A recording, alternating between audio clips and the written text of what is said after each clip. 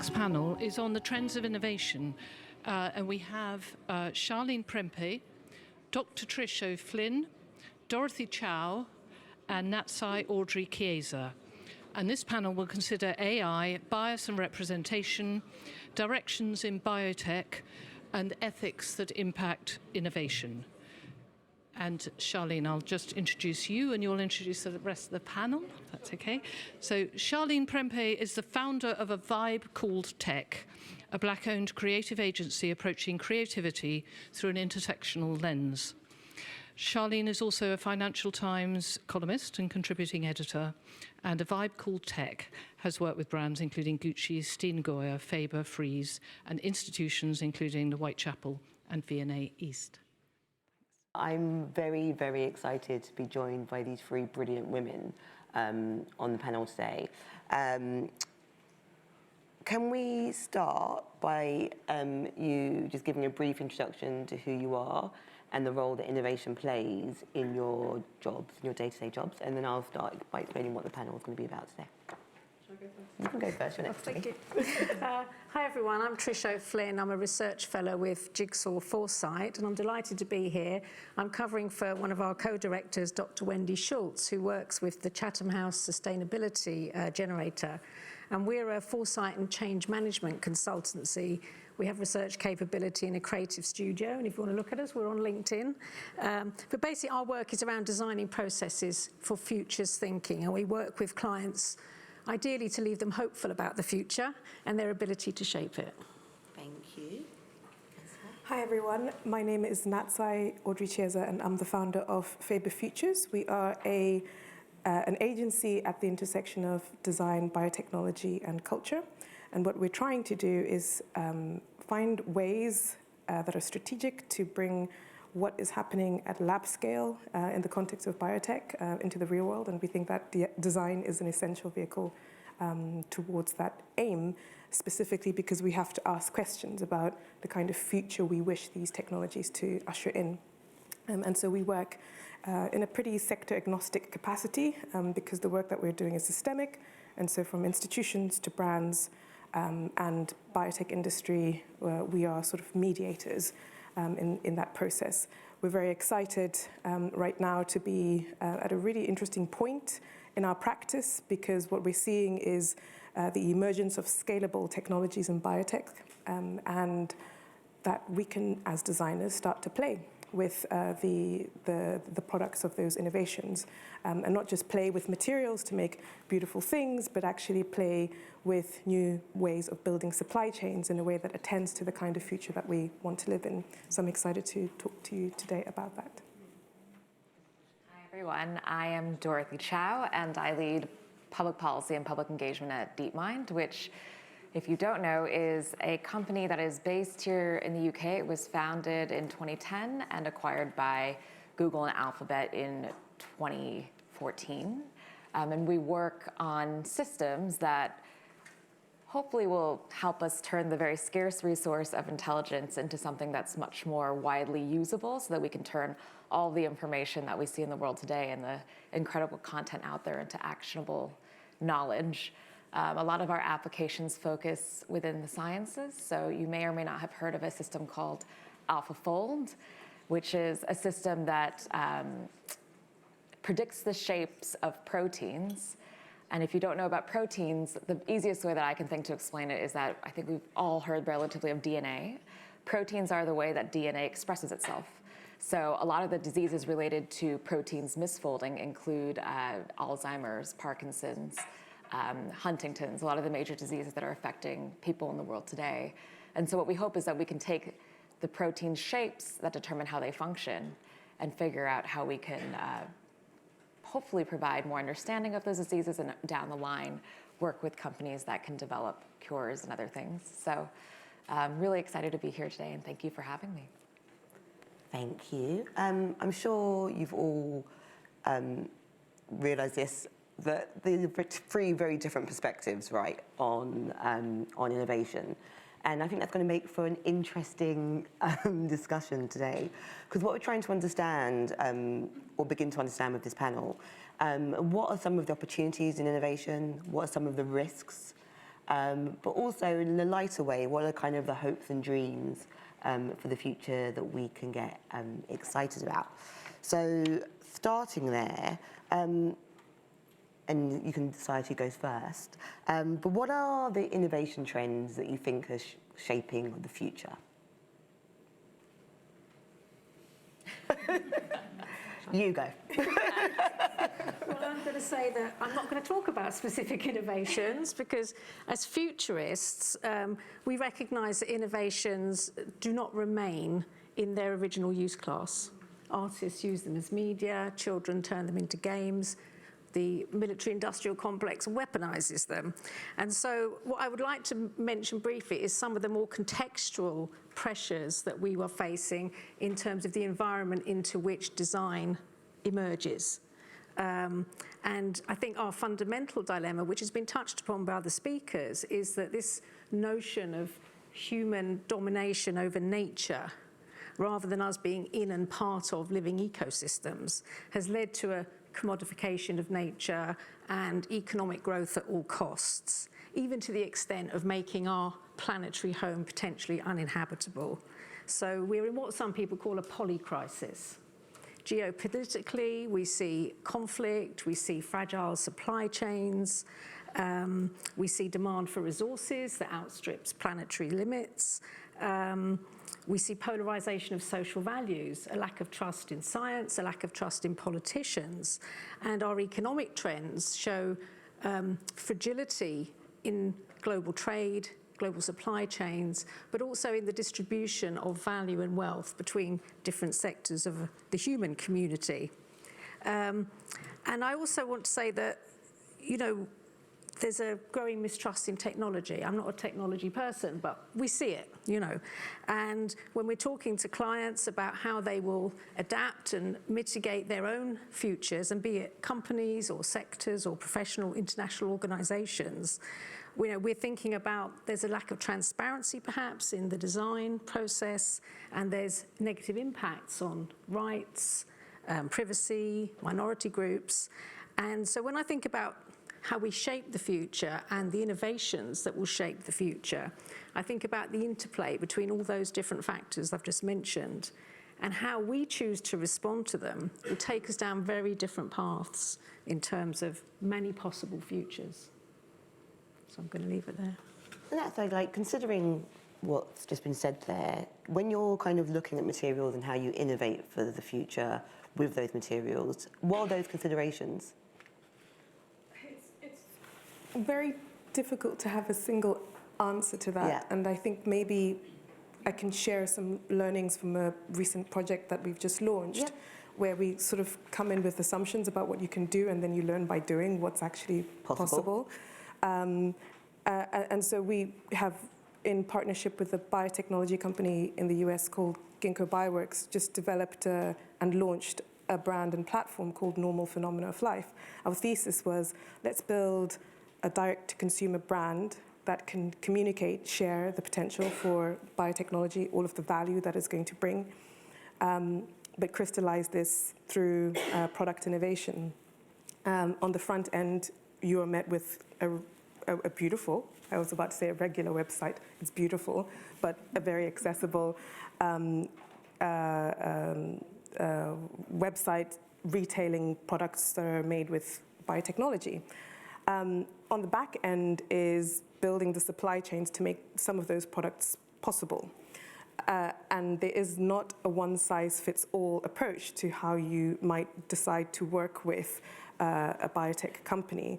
And so with the NPOL originals that we have, we are partnering biotech companies, their product innovations, I should say material innovations to be more specific, partnering them with a designer, with an artist, with a creator who can actually translate that into a meaningful representation through product. And what we found is different biotech companies are at different stages of their scale-up, have very complex and unique set of incentives around their business models that determine how we might interact them, that then determines what the end product is. And so there's really no certainty in what that future innovation landscape looks like, because it's mediated by so many other factors.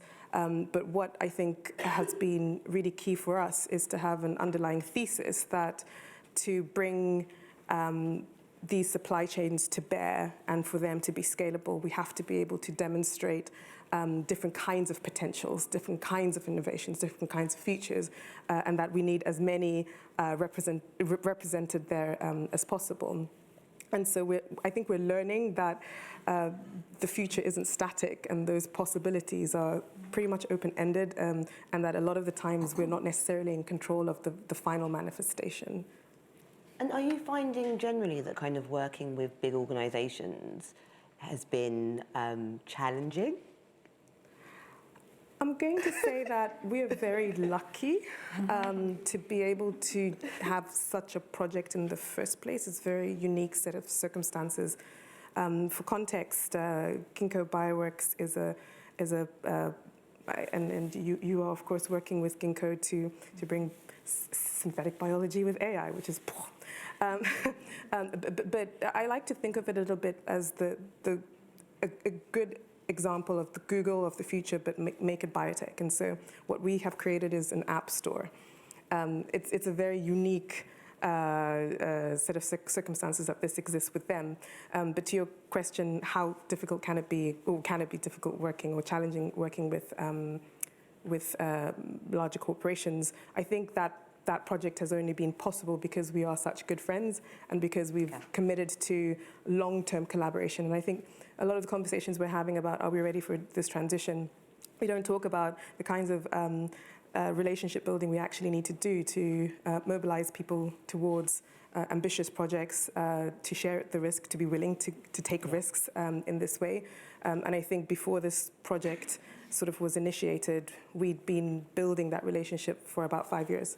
And so I think the notion of making fast friends has become a really important vehicle for our project space, and with all of the collaborators that we have, there really has to be synergy, there has to be commitment.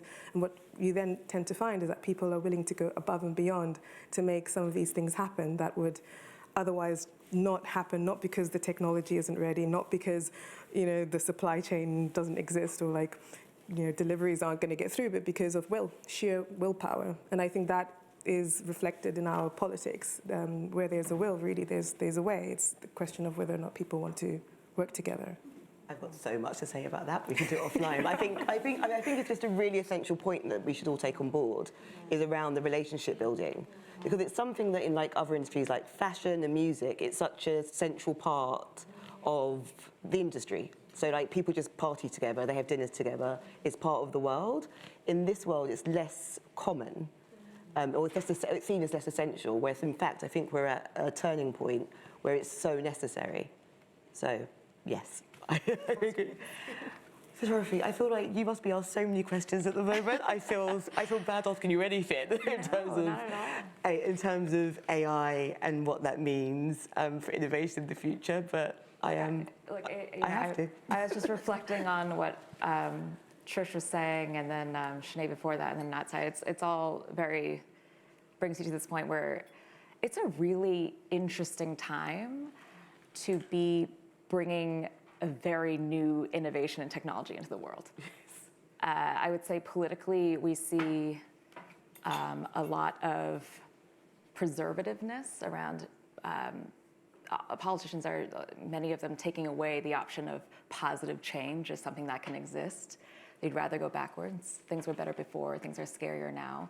And you see that reflected in a lot of the polls, actually, which people generally say that they are afraid that their children will have worse futures than they face today. And so it's an incredibly tough environment to present positive change into, or the idea of it. And to Trish's point, trust in institutions are at an all-time low. And I think that brings about the question of what makes technology trustworthy? How do we behave in ways that can be worthy of people's trust in what we do? Which, as I mentioned, is extremely hard in this kind of environment. So a lot of that comes back to what Natsai was saying around relationships. I think the tech industry historically, and I've been a part of it, has really suffered from not quite knowing how to do participation well. How do you do that? I think there's a couple different ideas, and the hard part is tech is designed so that it's supposed to be aiming for scale. That's what the VC industry pushes you to do. Do something at scale, 100x growth, that kind of thing. But where do relationships factor into that? Yeah. Relationships are sometimes things that can't really be built at scale, and that's okay. So for the last year, we've piloted at DeepMind the ideas of these roundtables that we facilitate through groups that hold the relationships. It's not putting us at the center, but for example, working with the American Association of People with Disabilities to curate who should be at that table and who works on that, and having an open discussion about what does the future of work look like with AI for people with disabilities today? What does that actually look like? And just having that open conversation. We've done about 10 of these roundtables. One of them actually was with Central St. Martin's, where they brought, I think, 20 or 30 master's students in design. And we brought in some of our roboticists, and I just thought to myself, I don't know if I'm gonna get fired for this. I'm bringing roboticists with a bunch of students. What's gonna happen? But the idea was for them to understand the latest capabilities that robots have today with AI and design what they believe robots of the future should actually look like. And these are people probably between the ages of, I would say, 20 and 30. And without a detailed brief, what they built, 8 out of the 10 of the things they built actually turned out to be about sustainability, which I found fascinating. We didn't specify topic areas or anything. So you can see what the next generation is actually thinking about, where they want to put AI towards and what that looks like, and helping them shape and define that. They actually went as far as like interviewing lots of different marine biologists. So when one of them explained to me that my design for a robot, I wanted to measure coral reef health and actually help detect some of the deterioration that's happening. But I was told by a marine biologist that if I created them the way I was thinking about it, they would get eaten by other animals. So when he designed it, it looked like a little sea urchin, basically, as a design. And so you can tell that there's so many different disciplines that can't possibly factor in completely to DeepMind today that we would love to be able to work externally with through building relationships and through thinking more strategically around that kind of work. And I think that type of relational work eventually is what leads us towards being more trustworthy. I mean, from a personal perspective, I'm the daughter of immigrants. And so much of my perspective is colored by that experience of needing to navigate an environment that was completely foreign to me and different from home. And the idea that the code switching, everybody talks about code switching in slightly negative terms of, you know, being one way in one environment, being another in another. And for me, I see that, but I also think it's a muscle I've built since childhood. And so I'm able to navigate a lot of tough environments with dexterity. And I do wonder if we some days really miss that type of hidden value that people with more diverse backgrounds bring to the table because we've had to exercise so much of that over time. And so that's the kind of folks that I'm looking to partner with to bring into DeepMind to help us navigate environments where, frankly, our scientists would never go themselves, whether that's students, whether that's people from associations with disabilities, whether that's people from totally different backgrounds like design coming in to help us think through problems in a different way. So that's what I'm most excited about. So, because the next question was around how we can ensure that innovation kind of steers us towards social progress. And you've kind of already answered that really eloquently. Like, I love the idea of the roundtables, kind of bringing in new voices and allowing that to influence where the technology goes. So do you have any ideas around how we make sure there is kind of social progress when we're looking at innovation? It's about ownership for us. Right now, all of the intellectual property around biotechnology exists in a corporate structure, and therefore the incentives around how it grows, where it grows, who it benefits, are tied to who funded it, the VCs funded it. We developed biotechnology that allows us to dye textiles with microbes for a water-efficient and toxin-free process. And we've won awards, we've exhibited everywhere, And I still get the question, so when are you going to start fundraising? And the problem with that question is that it only assumes that impact can be created if you're a biotechnology company. And I really, it took many years to just say, because I don't want to, because it curtails all of the other forms of inquiry we can make by not existing within this structure. And so we can build these projects in a way that is more connected, I think, to the multifaceted implication space for them. Because if we were funded by a VC to scale our biotech, then we would be focusing on core business, which is to create the drop-in replacement so that we can sell it to a big company and so that they can say, this is sustainable, even though it's just one ingredient in their entire value chain. Whereas by saying no to that and bootstrapping research, we can ask more fundamental questions that are very difficult to articulate in the context of what's the ROI. Now, today, I think in the future, it'll be very evident that actually we're setting a precedent for how every biotech company should think about their impact and how they behave. But one of the affordances of doing it this way is that we are in a place now where we've built a model for this dye technology that can make it open source, and provided we can build a fermentation process, I won't go into the details of it right now, that is kind of foolproof, then that means more people are going to have access to that technology, to do it themselves, to set up their own cooperatives around working with it. And that's an infrastructure question. So right now the government is convening a steering group on engineering biology, and they're road mapping how we're going to implement our bio-based future in the United Kingdom.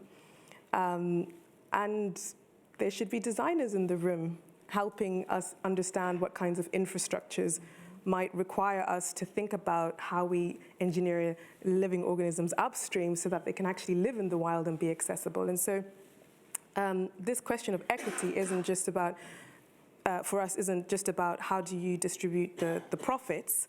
It's actually about how do you build the infrastructure in a way that allows more people to participate. And I just don't think that the model as it exists incentivizes us to build out even the thinking, to imagine a world where you or I could live on our farm, Charlene, like, ferment a bunch of things. And I'll just say, the reason why this is so important, the design idea, the big picture thinking, is because it can literally inform what is happening in the lab. And a very quick example, so we built this fermentation system, we've dyed a bunch of fabric, and we understand from the data that we are generating from that entire experiment where the biggest carbon footprint is for this process, and then we can iterate with the next round of experimentation to hone in on that. In our last iteration, feedstocks are such a major problem because everyone's talking about the bio-industrial revolution. Microbes will replace petroleum, but actually the elephant in the room is those microbes eat sugar. Where's the sugar going to come from? We're back to farming and food systems. Now, we've just gotten an Innovate UK grant that allows us to ask the question around feedstocks. So this idea that we have, this visionary idea of a distributed biotech that is accessible, that is equitable, we can take that value driver and go back into the lab and say, can we train our microbes to eat different kinds of sugars? And if the answer is yes, then how can we start to imagine the future of our cities if we know that the bio-industrial revolution isn't just about massive vats of fermentation happening somewhere far away in grey with feedstocks from Brazil? And I think that's really powerful. I think what I really took from that, what you've just said as well, though, is about choosing different metrics for success, right? And kind of like you were talking about this idea of redistribution of profit and how we assume that like that's the answer and that's what makes something equitable. But also in there is the assumption that profit in itself is the primary goal. I wonder when you're advising companies about the future, are you discussing with them this idea of shifting what their kind of main goal is about what they're trying to achieve? We work with clients, to help them envision a future or a multiplicity of futures and think about how their strategies can then adapt or be more adaptable.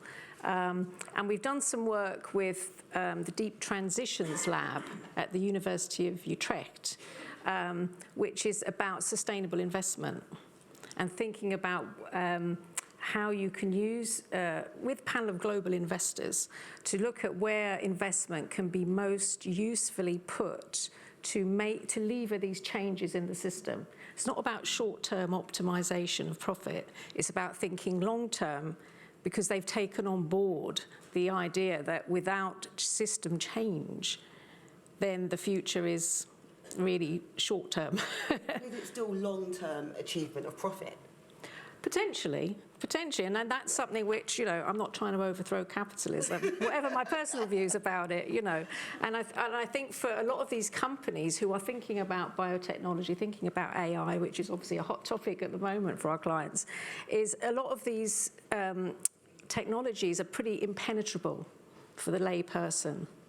They don't understand how it works, it's invisible, but they generate such important moral questions, ethical questions about, embryo editing, bodily autonomy, how are the benefits distributed?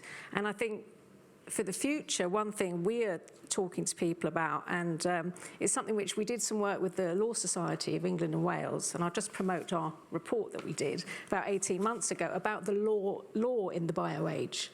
How does law need to adapt? How does the practice of law need to adapt? And it was very clear that, there's big gaps in regulation. I'm not saying regulation is always the answer, but for people to feel confident that engaging with these technologies, they have some protection should something go wrong. That, there's gaps in international law, differences between jurisdictions. And for the people who are wanting to use these technologies, what's their due diligence? How do they show due diligence should something go wrong?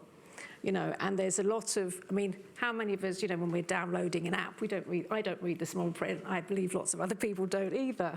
And there's a case I read about recently where an AI was being used for recruitment and retention. And it turned out that it had a bias towards dialect, very specific bias towards dialect. And the company were pulled on this, and they said, it's the software, the bias is built into the software. But the software company said, well, if you read our terms and conditions, you should not be using this product for this kind of purpose. So for the companies who are coming to us wanting to know more about AI and how they can strategize around AI, it's one of the big questions, is how do they protect their own interests? And I think profit would be part of that if that's what their goal is, but it's not the same for everybody, obviously. To end this panel on a happy note. It wasn't doom-mongering. I was really struck by something Sinead said in her wonderful talk about it's not them and us. Because I'm currently reading the Heather McGee book, The Sum of Us, which is about this idea that racism costs everyone. And so actually, stop thinking about it as someone's getting this and someone's getting Y. So using that as kind of context, what does a good life look like in the future? You've got a minute each. Look at my notes. Dorothy? Oh, gosh. Thanks. I spend a lot of time with diverse founders. I'm an angel investor in diverse founders who are building an AI, actually. And the reason I do that is because I actually believe that people from diverse backgrounds building based on their lived experiences for their communities is what's going to make the difference. I think, for all the reasons mentioned by the panel, the ecosystem right now is incredibly swing towards one normative way of being and a normative practice, and I think that has to shift quite a lot The VC industry, if you decide to take VC money, the VC industry has a long way to go when it comes to being more inclusive, especially in the people they decide to fund and why.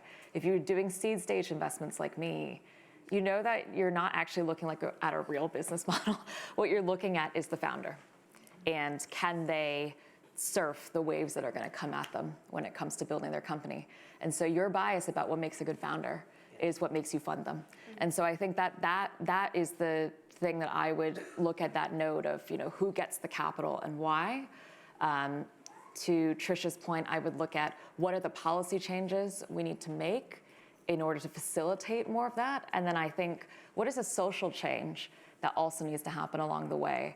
When I started out doing investments in women's health, what we found was that even though women are making more money than they ever have in the history of time, they still often won't prioritize paying for their own health over other household expenses.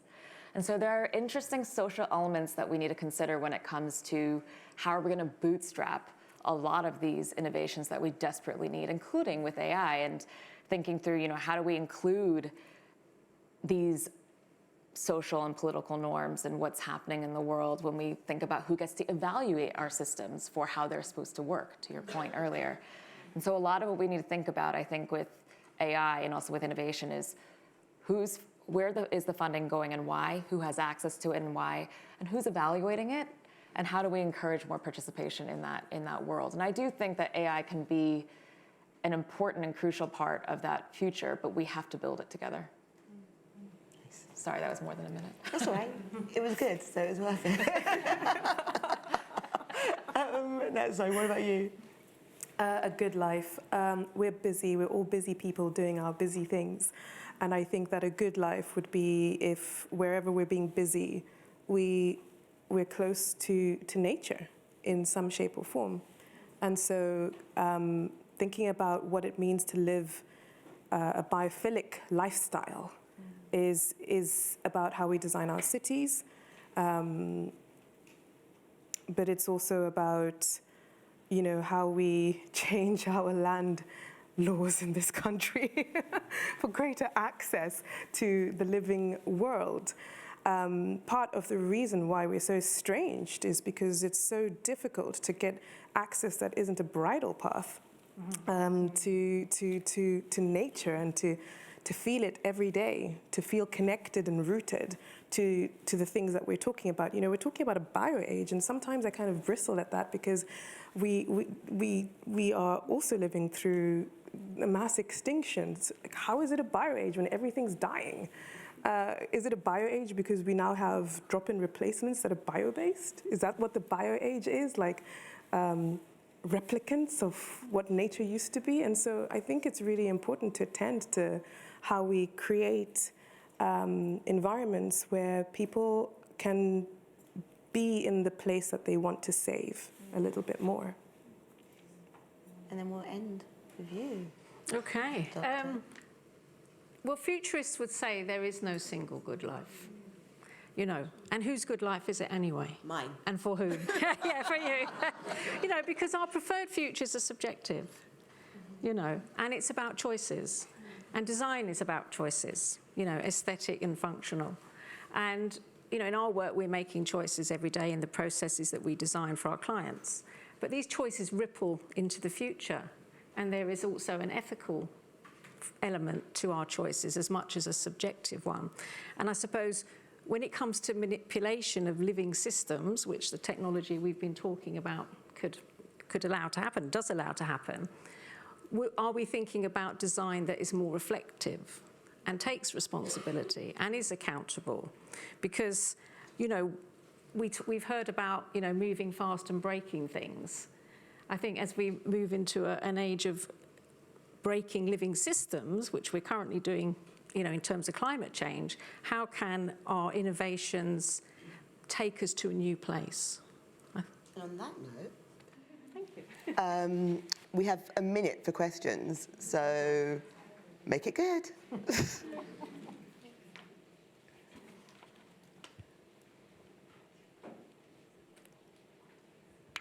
Hi, Lottie Hayton from The Times. This was just a question for Dorothy, actually. I wondered, following the news that Google's Gemini platform has been restricted from answering election-related questions and in its image creation capabilities, do you think such a cautious, preemptive approach is the right one? Or, and what else is DeepMind doing to regulate generative AI? Should I go ahead? Yeah. Well, there's a number of things we're doing. I think the first is that we've released a feature called SynthID. And what that does is it actually watermarks all of the images that are being created by the various different Google and DeepMind related AI systems so that you can know that it was an image that was generated and it wasn't something that was authentic. And I think that kind of disclosure, to the point earlier about trustworthiness, is incredibly important. So that is the type of standard that we want to be setting along the way, is one that where people have full visibility into what has been generated and what hasn't.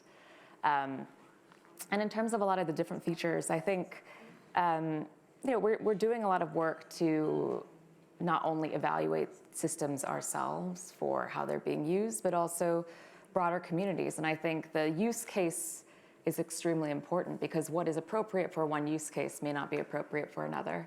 So if you look at how, for example, creatives are using generative AI in general, they're using it to explore an entire range of options of what's possible in a space. Whereas I think if you're looking for factual, historically accurate information, that's a very different use case, right? And so I think that is something that we're still trying to learn how to do well.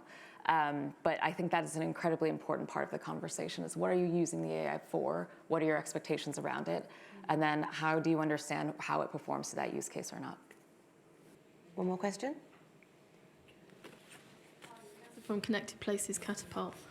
I'm really interested, with all this technology and the bio, how it gets downstream, how it gets to those young people, other people have no connection with it, where we talk about the disharmony, we talk about the disassociation and the rise of people being quite anti-tech. How do we get it? And a lot of this seems very exclusive. How do we get it so that it's current in everything we do? So how does it get to, younger people, younger audiences? How do we get investment coming from the bottom up rather than top down? Lots of super interesting question.